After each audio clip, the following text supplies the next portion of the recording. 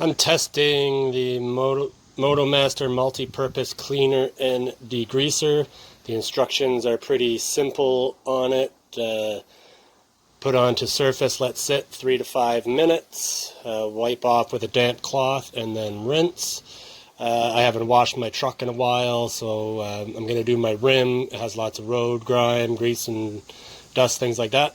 I put it in a spray bottle just for ease of application. So I'm going to spray it liberally all over the tire and rim, and then I'll let it sit the recommended time, and then I'll wipe it, and we'll come back and see the results. So I waited the 5 minutes, I wiped it down with a cloth and then sprayed it. As you can see, the rim and tire came clean. As soon as I was spraying it on, I could see the dirt dissolving with the cleaner.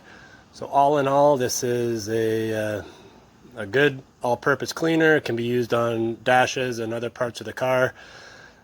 So I do recommend it if you're just looking for general all-purpose cleaner. Thank you.